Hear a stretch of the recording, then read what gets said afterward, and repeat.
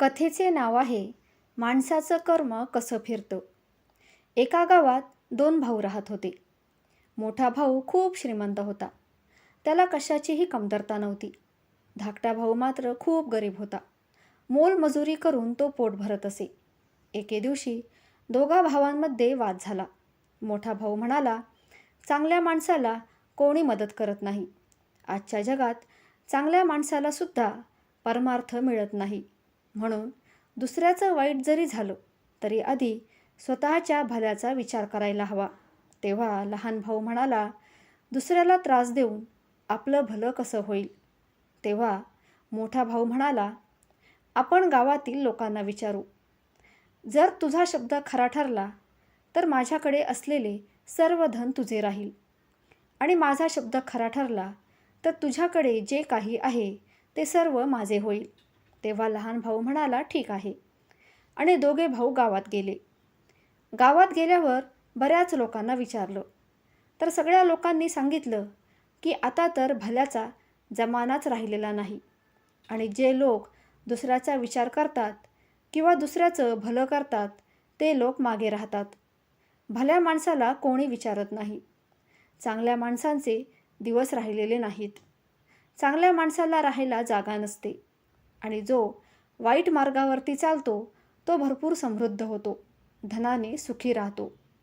आता लहान भावाकडे जमिनीचा जो तुकडा होता तो मोठ्या भावाने चालाकी करून हिसकावून घेतला.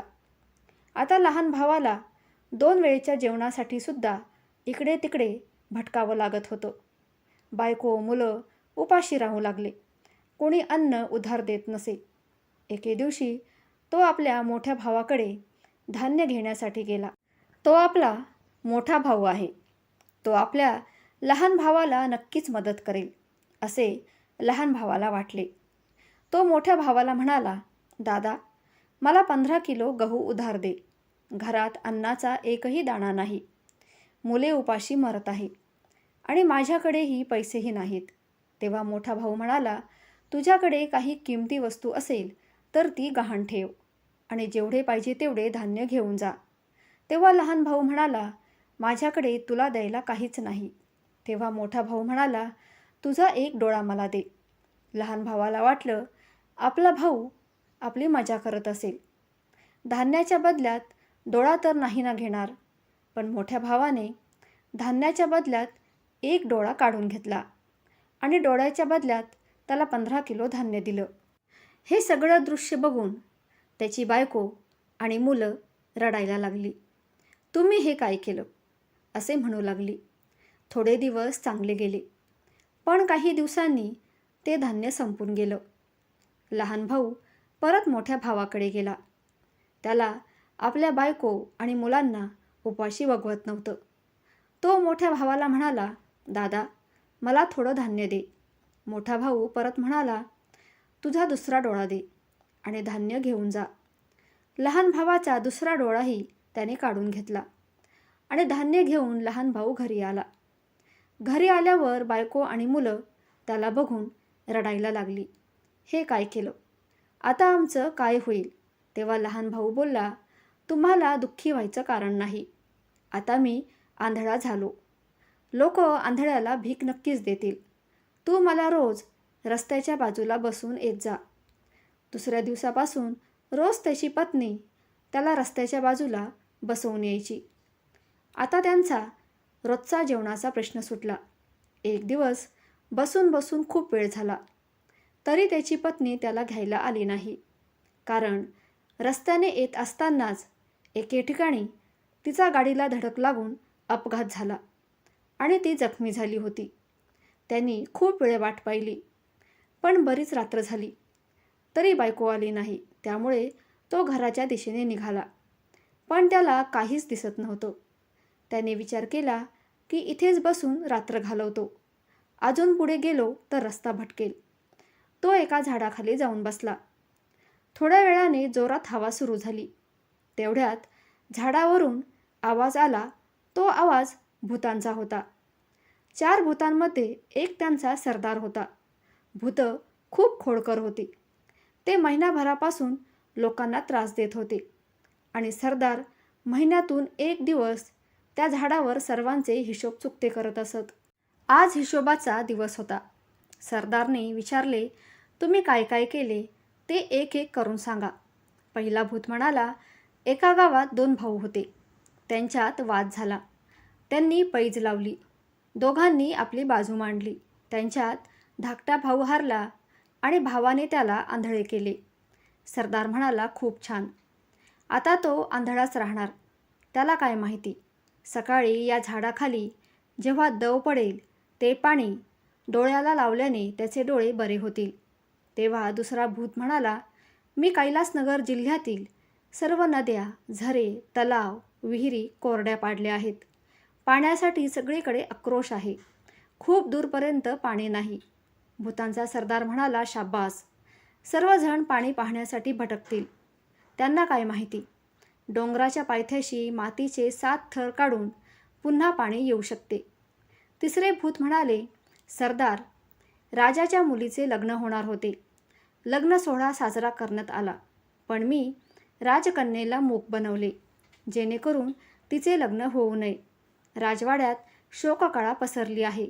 सरदार म्हणाला, वा, शाब्बास. आता ती मुकीच राहणार. त्यावर सरदार म्हणाला, या झाडाची फडफडणारी पाने कुस्करून त्याचा रस तिला प्यायला दिला तर ती बोलू लागेल. हे त्यांना कुठे ठाऊक. बरं, महिन्याभरानंतर या दिवशी पुन्हा भेटू. मग वादळ उठले आणि 4ही भूतं निघून गेली. तोपर्यंत सकाळ झाली होती.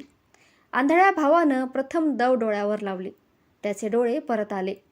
त्याने आनंदाने पटकन झाडावरचे पान घेतले आणि घरी परतला. त्याचे डोळे परत आल्याने त्याच्या बायको व मुलांना खूप आनंद झाला. त्यांनी संपूर्ण हकीकत पत्नीला सांगितली आणि घरातून निघून थेट कैलासनगर गाठलं. तिथली अवस्था बघून त्याला रडावंसं वाटलं.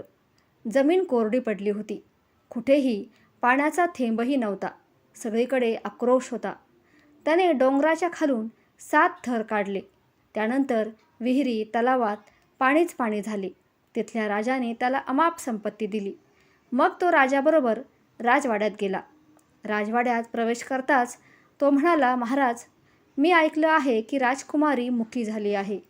मी तिला बरे करू शकतो. त्यांनी पटकन झाडाच्या पानांना कुस्करले आणि तो रस राजकुमारीला प्यायला दिला. त्यानंतर राजकन्या लगेच बोलू लागली आणि त्यामुळे राजाला खूप आनंद झाला. राजाने त्याची पिशवी सोन्याच्या नाण्यांनी भरली. त्याला एक घोडा दिला आणि राहायला राजवाडा दिला. त्याला कुटुंबासह इथे येण्यास सांगितले. धाकटा भाऊ श्रीमंत होऊन घरी परतला. त्याच्या कुटुंबात आनंदाची लाट उसळली. मोठ्या भावाने पाहिले तर त्याच्याही डोळ्यात आले आणि मनात म्हणाला, याच्याकडे इतकी संपत्ती कुठून आली. त्याने धाकट्या भावाची माफी मागितली आणि गुपित सांगण्याची विनंती केली. आणि मग धाकट्या भावालाही मोठ्या भावाची कीव आली. त्याने सर्व रहस्य मोठ्या भावाला सांगितले. मोठा भाऊ रात्र होण्याची वाट पाहू लागला आणि त्याच झाडाखाली जाऊन बसला. मग ते वादळ आले आणि भूतांचा आवाज येऊ लागला. हिशोब सुरू झाला. भूते म्हणू लागली की जे काही झाले सगळ्यांवर पाणी फिरले. नक्कीच आपले रहस्य कोणीतरी ऐकले असेल. भूत झाडावरून खाली उतरल्यावर तिथे मोठा भाऊ बसलेला दिसला. मग काय, पटकन त्यांनी त्याचा गळा दाबला आणि मोठा भाऊ जागीच मरण पावला.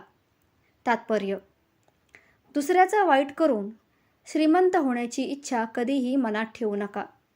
जे लोक दुसऱ्याचं चांगलं करतात त्यांचं वाईट कधीच घडत नाही. माणसांना नेहमी समाधानी असले पाहिजे. जो अधिक लोभी असतो त्याची अवस्था ही मोठ्या भावासारखी होते आणि म्हणून नात्यामध्ये लोभ आणू नका. हा लोभ नाती तर दूर करतोच, पण आपण विश्वासाला पण अपात्र ठरतो. जे कर्म तुम्हाला पुढे जाऊन कधी ना कधी फेडावेच लागते. व्हिडिओ आवडल्यास चॅनलला सबस्क्राईब अवश्य करा. धन्यवाद.